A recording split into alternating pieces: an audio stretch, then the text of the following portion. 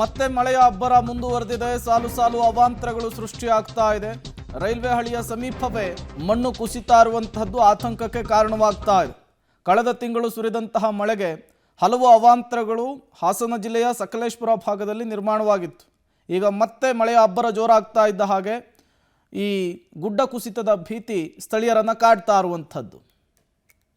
ಜಿಲ್ಲೆಯಲ್ಲಿ ಕಳೆದ ಒಂದು ತಿಂಗಳಿಂದ ಅಬ್ಬರಿಸಿದಂತಹ ವರುಣ ಕಳೆದ ಒಂದು ವಾರದಿಂದ ಬಿಡುವು ನೀಡಿತು. ಇದೀಗ ಮತ್ತೆ ಮಳೆ ಜೋರಾಗಿದ್ದು, ಅದರಲ್ಲೂ ಮಲೆನಾಡು ಭಾಗವಾದಂಥ ಸಕಲೇಶಪುರದಲ್ಲಿ ಬಿಟ್ಟು ಬಿಟ್ಟು ಬರ್ತಾ ಇದೆ. ಹೀಗಾಗಿ ಮತ್ತೊಮ್ಮೆ ರಸ್ತೆಗೆ ಮಣ್ಣು ಕುಸಿಯುವ ಆತಂಕ ಎದುರಾಗಿದೆ. ನಾವೀಗ ದೃಶ್ಯದಲ್ಲಿ ಗಮನಿಸಬಹುದು.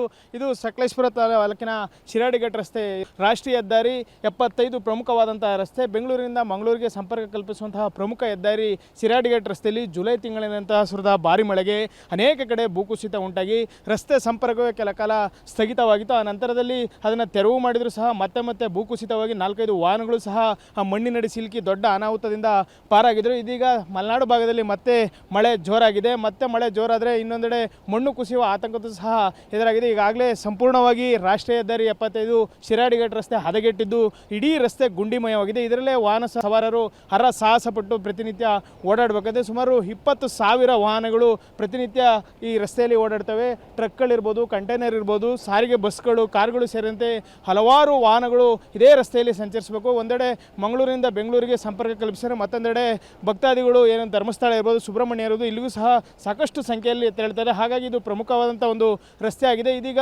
ಕಳೆದ ಒಂದು ವಾರದಿಂದ ಮಳೆ ಬಿಡುವು ನೀಡಿತ್ತು. ಮತ್ತೆ ಈಗ ಮಳೆ ಪ್ರಾರಂಭವಾಗಿದೆ.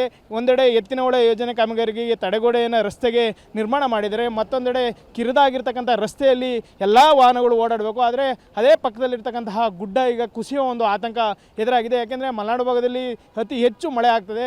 ಈಗ ಮತ್ತೆ ಮಳೆ ಪ್ರಾರಂಭವಾಗಿದ್ದರಿಂದ ಮತ್ತೆ ಗುಡ್ಡ ಕುಸಿಯುವ ಆತಂಕ ಎದುರಾಗಿದೆ. ಹಾಗಾಗಿ ವಾಹನ ಸವಾರರು ಜೀವವನ್ನು ಕೈಯಲ್ಲಿ ಹಿಡಿದು ಓಡಾಡುವಂಥ ಒಂದು ಪರಿಸ್ಥಿತಿ ನಿರ್ಮಾಣವಾಗಿದೆ. ಕಳೆದ ಒಂದು ದಿನದಿಂದ ಸಕಲೇಶಪುರ ಭಾಗ ಸೇರಿದಂತೆ ಆಲೂರು, ಹಾಸನದಲ್ಲಿ ಸಾಕಷ್ಟು ಮಳೆ ಆಗ್ತಿದೆ. ಇದೇ ರೀತಿ ಏನಾದರೂ ಮಳೆ ಮುಂದುವರೆದರೆ ಮತ್ತೆ ಶಿರಾಡಿಘಾಟ್ ರಸ್ತೆಯಲ್ಲಿ ಭೂಕುಸಿತವಾಗಿ ವಾಹನ ಸಂಚಾರ ಸ್ಥಗಿತವಾಗುವಂಥ ಒಂದು ಪರಿಸ್ಥಿತಿ ಈಗ ನಿರ್ಮಾಣವಾಗಿದೆ.